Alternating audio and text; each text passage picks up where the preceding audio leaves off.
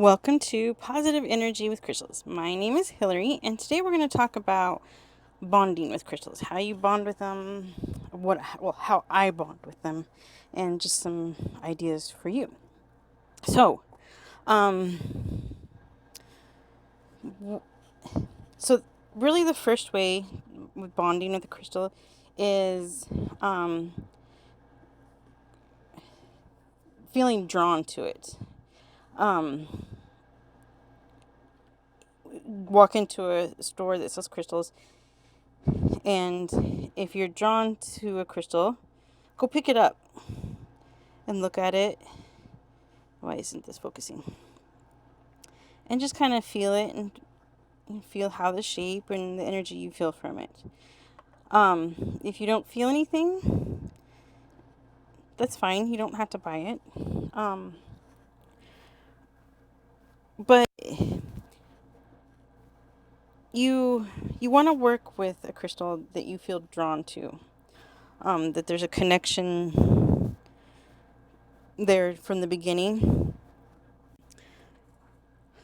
Now you'll see rose quartz here.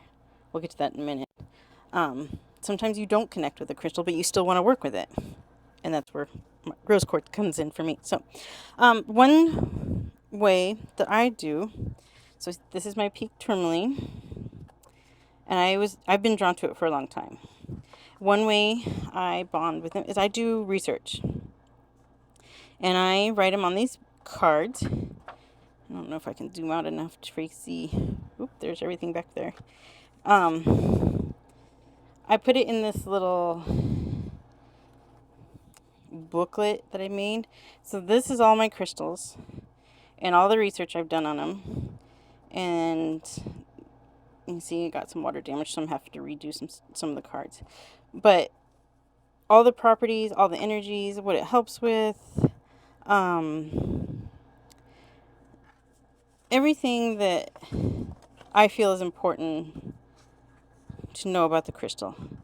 Sometimes I'll put, I don't think this one has any, but care instructions on it. Yeah, this one doesn't have any of those. I know on my selenite one, it says keep dry is the very top one. So that just reminds me to don't let it get wet. So researching it is a good way to bond with your crystals. And I keep track of everything. That way I can go through and just refresh what's good for what crystals, what certain properties a crystal has, stuff like that. So another way to bond with crystals is to carry them. When I first started working with tarot cards, people suggested that to bond with a deck, you carry it around, hold them, shuffle them, just kind of be with them a lot. And it's the same with crystals. You hold it in your hand, see how it feels in your hand, carry it in your pocket, work with it, and just kind of be with it and feel the energy from it and feel the shape in your hand. Know that it's in your pocket if you're carrying it with you.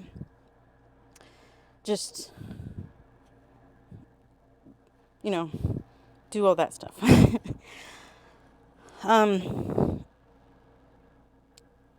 Another way is cleansing and charging. So usually when you get a new crystal, you want to cleanse it of all the energy it's been around in the store and stuff. So, burn it through some incense smoke, the full moon, or if full moon's off, selenite is a good way.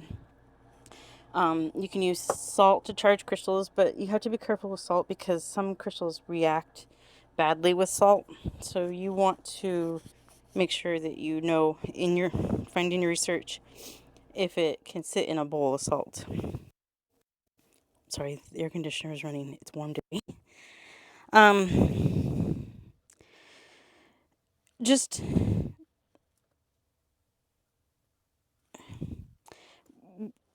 one thing I like to do, and I haven't been doing it since we've been living in our camper, but we had the house, and it's something that I'll do when we get a house again, is just because I've connected with my crystals, you still have to stay connected. And one of the ways I do that is I re I set out I don't every time. I set out my crystals almost every full moon, all mine, even if I haven't used them.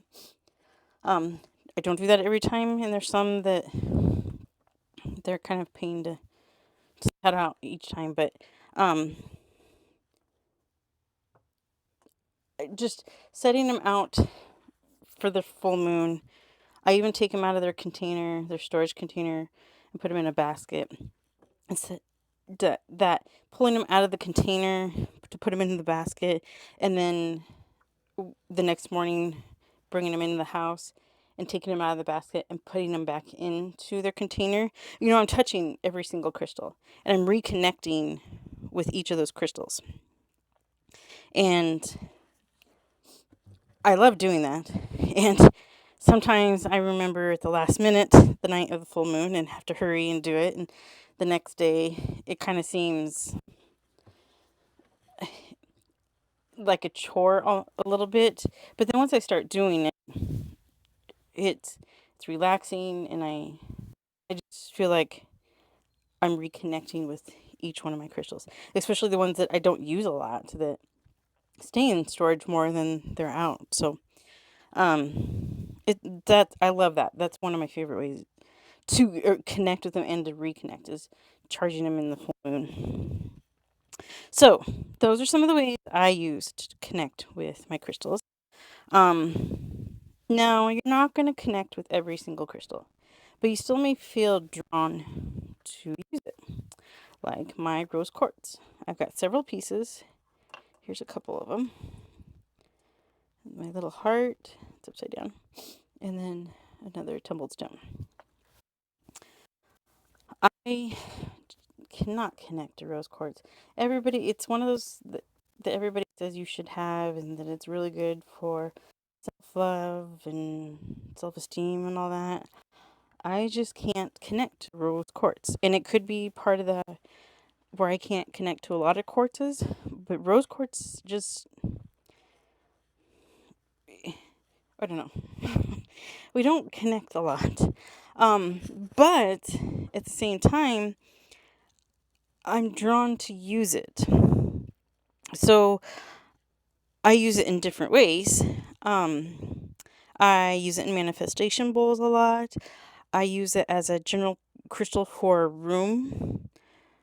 That, just like if we've got people coming over and it's kind of an intense situation, I'll put that out because somebody in the room may be drawn to it and it may help them.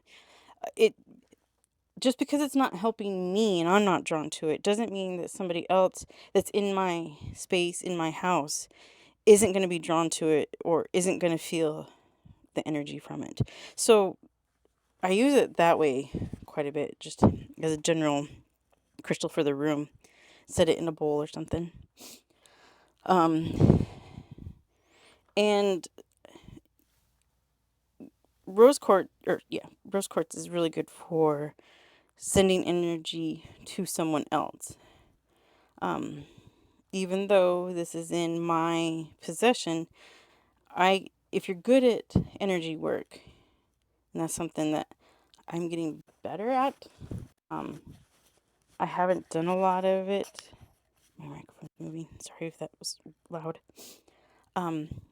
But you can use, if I need to send some self-love to somebody back in Colorado, I can use the energy and send it to them.